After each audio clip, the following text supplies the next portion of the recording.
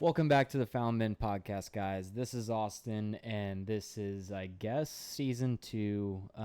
We are literally like 10 months later, lifetimes later, children later, Yep. careers later. A We lot don't has even, happened. yeah, we're not even fully sure what to talk about tonight because we're so far behind on recording that you can't even say we're behind anymore. You can kind of say that we gave up and then we're restarting. Yeah, I can't even remember the last episode what we were talking about. Like, Yeah. For those listening, because we recorded one and just yeah. didn't. We had technical issues or something, or Corbin just didn't. Yeah, we had a producer quit. Really, we fired him and drowned him in a shallow pool. Yeah, we sent him to the netherworld. And by netherworld, we mean Georgia. Warner Robins, Georgia. Corbin, we do love you and we miss you. For those that got used to us having a camera, half the reason that we don't have a camera right now is because Corbin's not here and we're too stupid to figure that part out. It took us about a month and a half to even be sitting here right now just with these microphones on. Yeah, we're just kind of like, headbutting the laptop, trying to get it to work. Yeah. And it wouldn't. Said, but I do construction. Yeah. Technology, no work. We're not full sail guys, Yeah. But we got it figured out. Yeah, here hopefully we are. We've done a test recording, so if you guys end up hearing this, then it worked. Yeah. Otherwise, we're probably very sad. Yeah, it's just a big waste of time. Well, dude, I guess first before we get into the catch up and everything, we'll do trivia really quick. Jumping back into some old things, which, by the way, guys, there could be a potential to where we change our flow a little bit, but we're just kind of getting back into what we know. And I feel like we have so much to talk about, but also my brain can't even think of everything. So we're just going to start with things that we do know. And that's doing trivia at the start of the podcast. So Austin volunteered to receive the first question today, coming back. So I feel like this one's somewhat simple. Just getting our feet wet. Yeah, just getting our feet wet a little bit again. How many authors are there for the Bible? How many authors? Okay, let me go through all of them in my head. Yeah. I have a cheat code to this because it's actually my favorite, or technically my second favorite number, but it's what I wear for softball. So. Oh man. Yeah. This is a tough one. A good one though. It's a double number. I'll tell you that.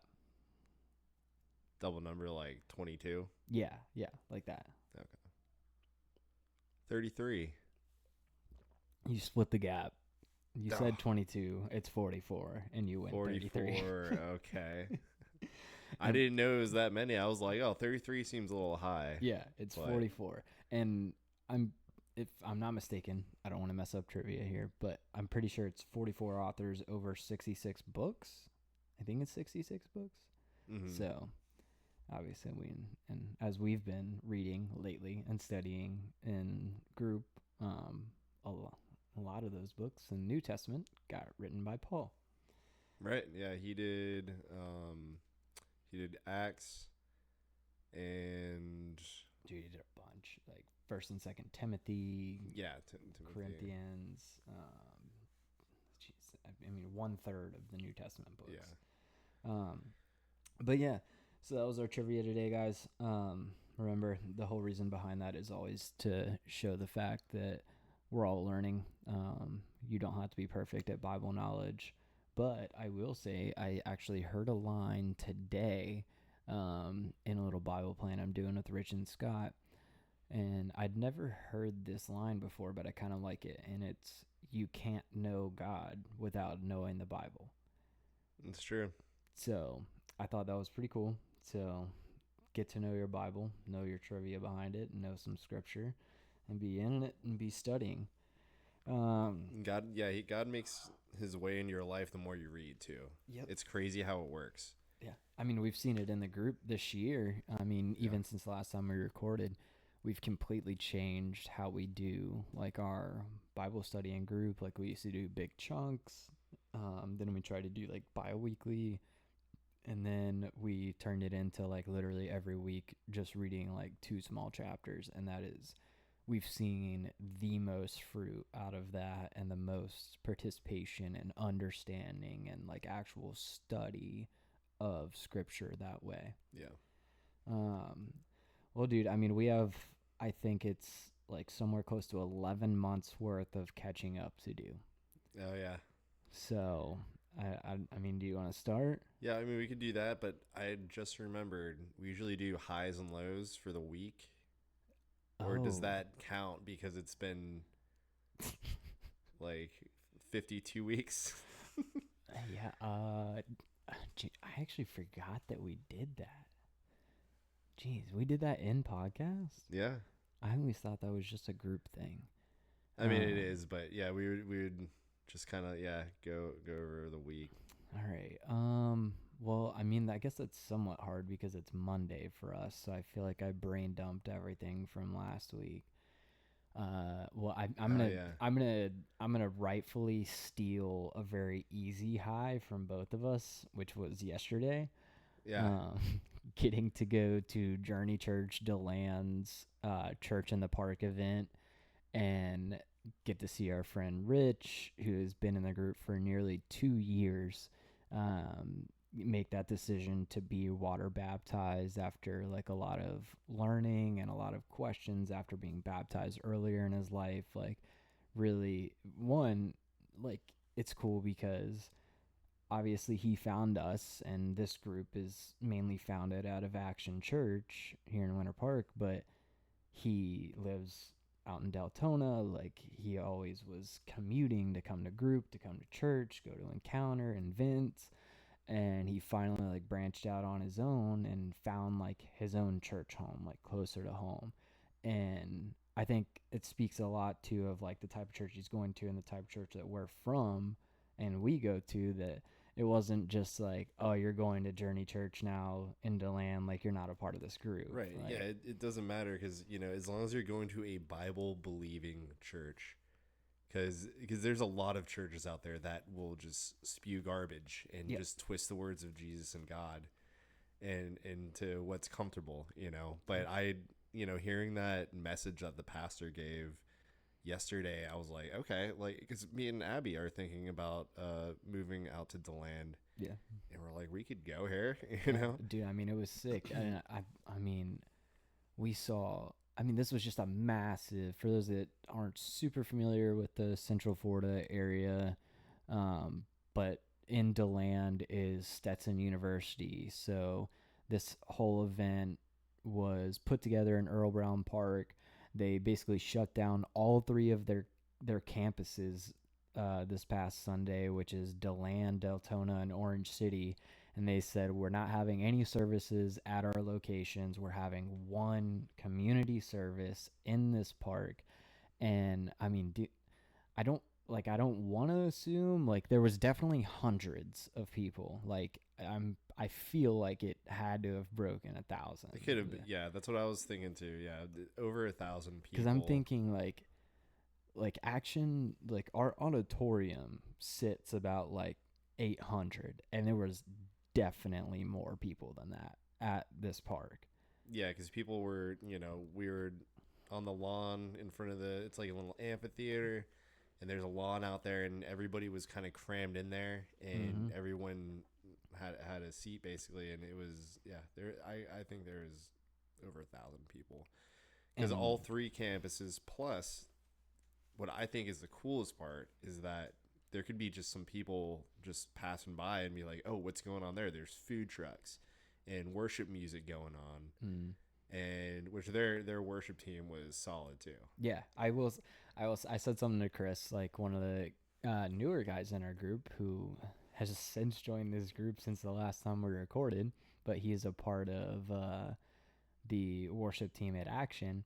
I always tell people, like, I do judge other worship teams a little bit. Like, Yeah, because ours is just or just phenomenal. yeah, insanely good. So it's hard not to, but they were still like very very solid, and it was really good. And they had some really good like worship song choices. I felt like, but and then to see, I mean, dude, it bare minimum had to be 100 people.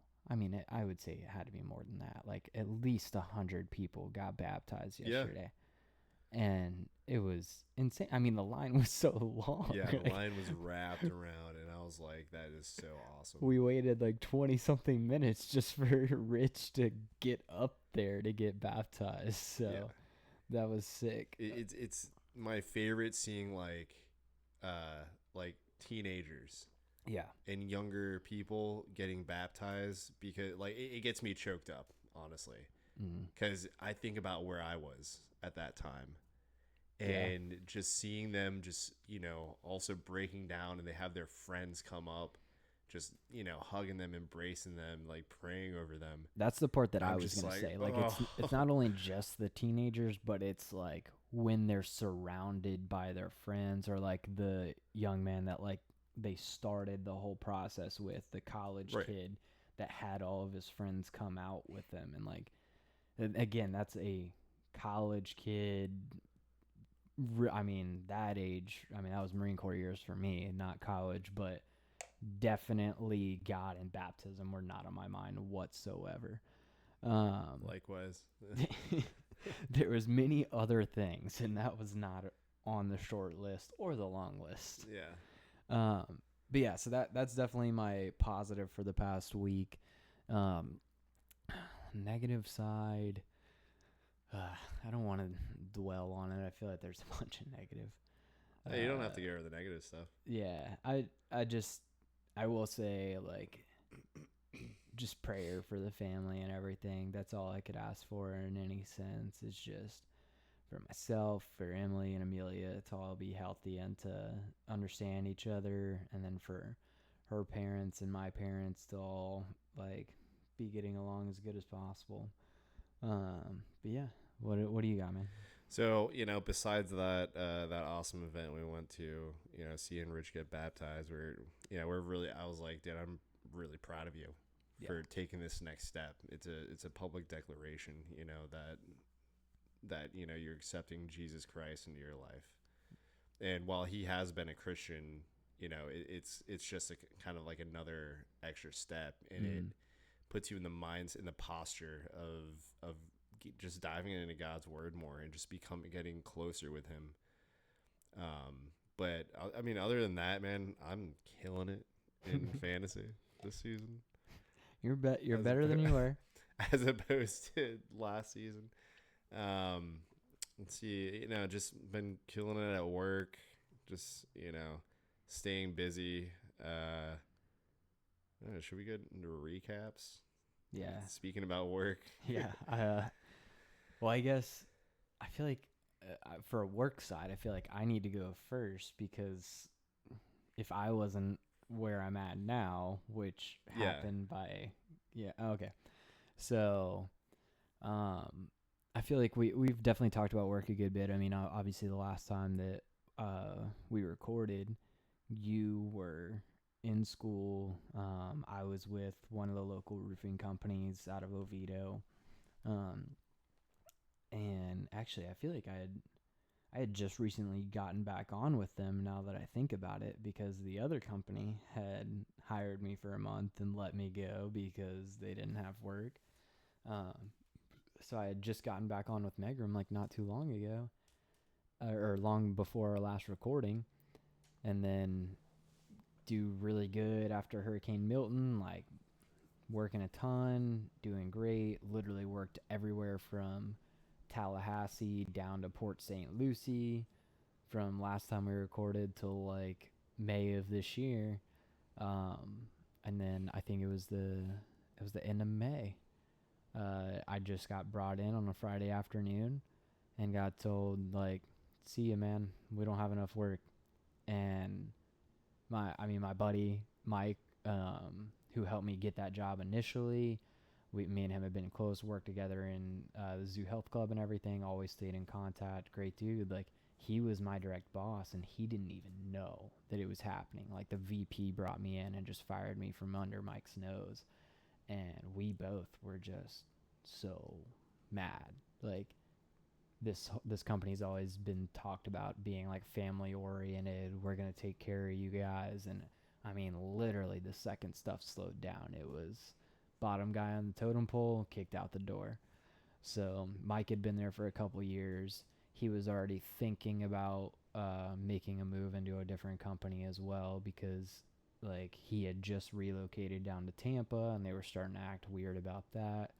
But he was like, dude, after them treating you like that, like, I'm gone. Like, he was actually literally in the middle of another interview process and quit like 2 weeks later after they fired me, and then they had like no one.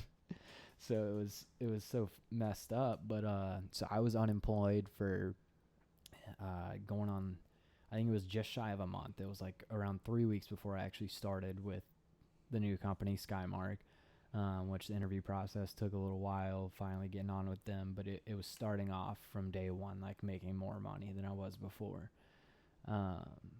And I enjoyed it, man. I mean, bigger trucks, more travel time, way more relaxed with just kind of like staying out of your hair throughout the day, not like micromanaging you. I wouldn't say it's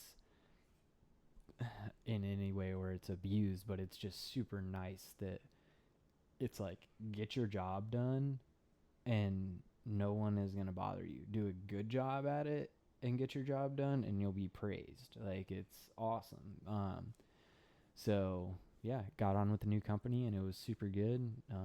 And they helped me even when I went through a like little dark patch and some things happened where I had to miss work for a few days, and they didn't even like blink an eye, because I had been there for a couple months at that point, and they were like, don't worry about it. Like, you've been doing an awesome job. We really like you. You're very capable. Like, this little bump in the road isn't going to bother us. Like, your job's secure. And then I guess, well, I guess we can should I do other catch up, or that leads into at least your work catch up? Well, yeah, my work catch up. I mean, okay, so last time recorded, I think I graduated from EMT school. I think so. And then following that, I went into Fire Academy, and that was insane. It was 5 days a week, Monday, Thursday, and then Saturday all day. I was in the night class though during the week. Man, I'm so grateful for it. Mm-hmm. It taught me a lot about myself, because it's like it's really hard. It's mentally and physically brutal. It's meant to break you and push you past your limits. Yeah, just learning a lot. I graduated in May. When was it? You graduated August 5th. August 5th, yeah. I always forget, man. That's how much that class cooked me. Like, I completely forget. But yeah, I graduated in August. And so I was like so gung ho about it. I went to right after we graduated was our state finals, state certification day, and I messed up on something and I failed. I was absolutely devastated, because in order for me to retake the state test, I would have to wait until December. So that's 4 months of more waiting. You're going to be, not that I'm out of shape, but like you're out of you're like when you're in Fire Academy, like you're used to doing stuff every single day. Mm-hmm. I would be completely like, lost on a lot of stuff, going back into it. So yeah, I thought my world was crashing down. I was like, this is what God told me to do. Mm. This was like, I had prayed on it and prayed on it. I was like, God, I'm meant to be a, firefighter. And so then I was like, kind of like traumatized from the failure of it. in a way. I kind of was just like, I was still studying. I was still trying to, get ready for December. But I needed a job in the meantime. Well, your company, I went in to an interview, and shout out to you for getting me an interview. But I went in for an hourly job, hourly pay for a runner. And when I went to the interview, they asked me, kind of about my job history and my resume. I had been a project manager for another roofing company in 2020, so I was familiar with a lot of like the re-roof side of things, but it was a lot of sales. Like, to be completely honest, it was a ton of sales, door to door knocking. It was horrible, but in dealing with insurance companies. So they were like, oh, well, new construction really needs people for a project manager. And they were like, it's salary position. And I ended up, I'm making more than I would as a firefighter. I'm home every day, home every night, with my family. I actually really enjoy the work. I like driving. I like, just doing things on my own, and people aren't, like you said, they're not up your butt. Yeah. And so I actually, I love what I do. I don't dread going to work, the next morning. We get bonuses, stuff like that. So I think God wanted me to go through Fire Academy. That was part of his plan for me, because it refined me. Absolutely, completely refined me. And also, like, I hadn't quit drinking. Like, I haven't had a drop of alcohol. I don't know if I've ever touched on my like issue with alcohol in like past episodes. I think it's like maybe been like tapped, but not really conversated about. Right. Because it wasn't anything crazy. Like, I wasn't getting drunk every night, but I would be in the habit of having a few seltzers every night. Excuse me, I have to take a drink. As he takes a little sip of whiskey on the rocks. Yeah. That's stuff. Smooth.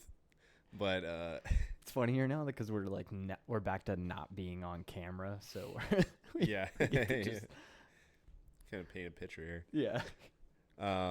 Yeah, no, I'm like getting over a cold, so I have like a lingering cough. Where was I? But yeah, things are, looking up. I have consistent pay. I didn't necessarily give up on the firefighting idea, but for now, I'm just gonna stay where I'm at. Yeah. And like that's what I feel like I'm called to do. And who knows? God only knows like what my future career is gonna be. I kind of feel discouraged still. Excuse me. But because I feel like I'm just like kind of back at the drawing board. I thought I had it figured out. I was like, I'm gonna be a firefighter for the next 30 years, and just be in this fire service and stuff. But and so then I'm kind of thinking about it, and I'm like, I mean, yeah, I get to be home and protect my family every night. I don't have to get PTSD. Yeah. I'm seeing horrible things. And I don't have to be a 65-year-old firefighter. Yeah. That's true. In order to get my pension. Yeah. I mean, that is like the one thing as far as like compared to what you're doing now and the firefighter is like maybe the pay is better now, but that pension at the end of the day for firefighters, that's a big difference. Yeah, but it's huge. As far as the refinement thing though that you went through, man, like I can say from the outside looking in, it definitely, like, whether you end up in the firefighting or not, like that was such a big thing for you because, I mean, just being beside you through it, like the amount of discouragement and struggle that you went through mentally, like going through those courses and the academic side of it specifically, like with that being more of something that you struggled with in the past, like in overcoming all of that and passing all those tests and like going through those things despite like your own self-doubts in it. I think no matter what, like God definitely taught you a lot through it. Oh yeah, absolutely. Yeah, I don't regret it for a minute. You know, at first I was like, man, I went through all of that for a year, like between EMT and Fire Academy. I was like, that was all just a waste. Mm-hmm. But it was not a waste because I can handle stress so much better now. Yeah. Like it's insane, you know. The world could be burning around me and I'm just kind of like, this is, you know, it's okay. Yeah. And yeah, the whole, and then also like, yeah, me quitting drinking, like I haven't had even a drop of alcohol. Like even, you know, tasting a cocktail, like when I the twice a month I do Arthur's, Yeah. the catering, bartending, I like, they'll be like, hey, have a sample of the specialty drink. I'm like, no, like I don't even want to have a drop of it, and I have no desire to ever drink alcohol again. Sick, dude. I've been so proud of you with that, man. When you told me that, because I know that was something like that was always something that we were just slightly different on. Was like, because I did go straight sober a while ago, and you still held the view of like, well, it's all right to do that, but then now you've gotten into this like whole mindset of like, dude, the mental clarity and the benefits. Dude, the difference is insane. Just Yeah. like, because I had to do it for Fire Academy. Like I wouldn't be able to, you know, like function, like even having like a couple drops, like, or a couple drinks, couple beers, you know, especially being my age, like, you know, I'm not old by any means, but you're old. 34. Might have cut out there for a sec. But yeah, it definitely takes a toll on you more as you get into your 30s, you know, even having just like 2 or 3, you know, cocktails or beers or whatever, you feel it more the next day. For sure. And I was in class with a bunch of 20-year-olds. You know, I was the old guy in class. That's so funny. So, yeah, they would just be like, oh yeah, we got smashed and stuff, and I'm just like, yeah, enjoy it. It doesn't last. It does not last, and it's gonna rot your brain, dude, and you will fail. Yeah, at everything if you let alcohol, you know, take over your life like that. But yeah, like it's been great, man. There was something else. I was gonna go my kind of like big life-changing thing. Yeah, go that, for it. Officially happened since the last time we recorded. I mean, not only officially happened, she's getting close to a year old now. Yeah. I mean, my daughter actually being born. I mean, because that was not a thing the last time we recorded. She was still. Yeah, she's still cooking. Yeah, she was still cooking. Wasn't out yet. She decided to be a little bit late and a little difficult for Emily. So God bless her for everything that she went through in that week that we were in the hospital back in January. But she did a good job and got through everything. And Amelia is here, is healthy, doing amazing. And it's just, I mean, dude, it's incredible. There's not really words. I know you can relate to what I'm trying to say, and other fathers can too, that it just, there is really no words for it, especially like for the first, and how it changes your perspective on everything. I will say that I think the number one thing that came out of it for me so far is I wanted a boy so bad before, like, figuring out that it was a girl. And now, like, 10 months into this, I don't even understand how I could have anything but a girl. Like, Yeah. It's so great being a girl dad. Like, I love her so much, and I don't, like, I want, like, don't get me wrong, like, I want a little boy at some point, but it's right. like, dude, this is amazing. Like, Yeah. she is awesome. It's so fun to see her, play with her.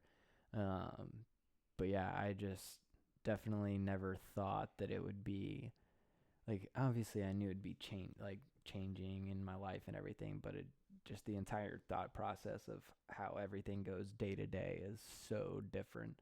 The motivation from day to day is so different because it's no longer selfish. It's like, well, like if I don't want to do this, it's not me that's gonna suffer. So, but yeah, man, that's my other big catch up thing.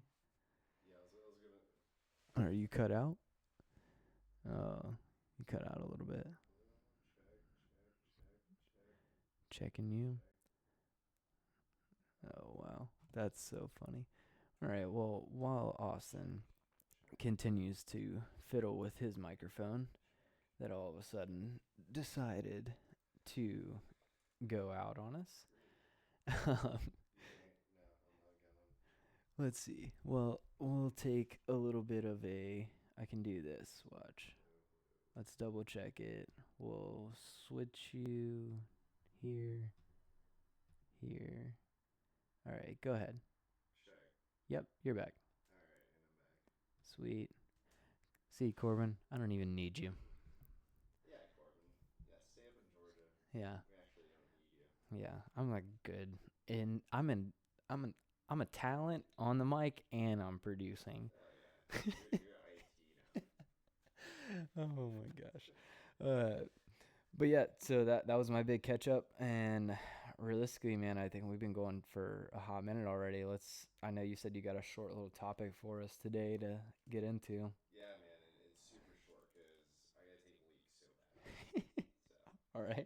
So I was kind of thinking, on the top. So now that you're a father, and I have 3 kids, being having the lion and the lamb, and when to discerning on when to show those, because it's gonna sound like one of those cringe like alpha male memes, but inside me there's a lion, Yeah. and then there's a lamb. You don't want to mess with me, or the lion will show its teeth.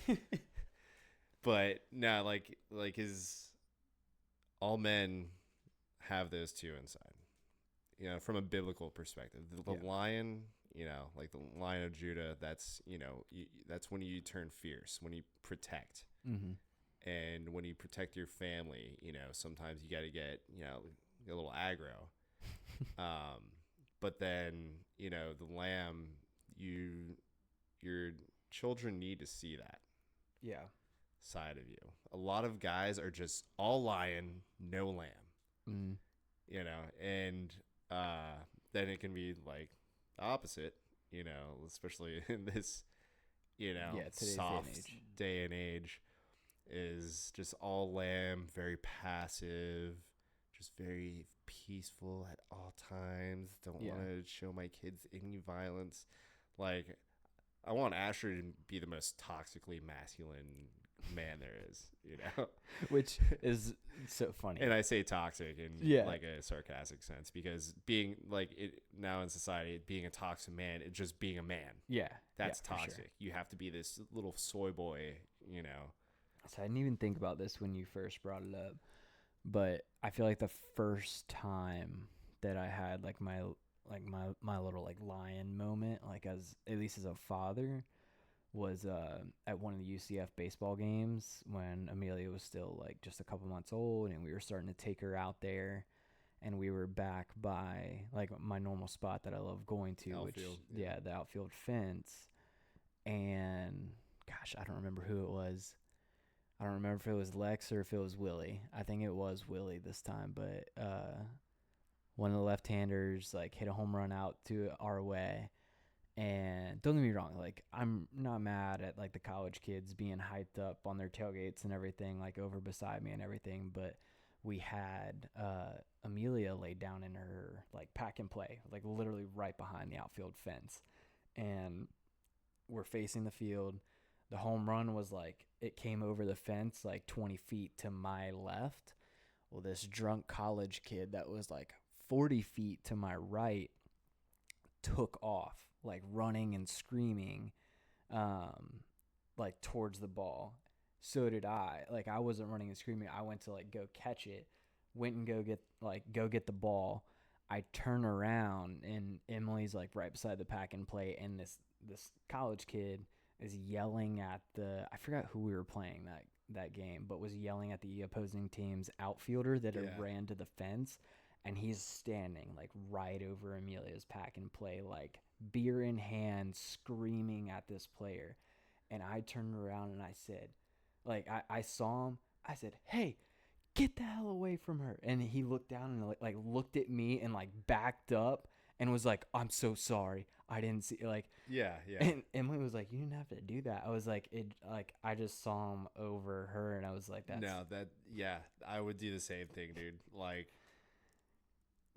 you don't put up with that, and it's understandable, the excitement of the game, and you're like 10 beers deep, like you're gonna get all riled up and stuff. But yeah, some people, you got to check people. Yeah, it was just, it was so the funny, thing, like, dude.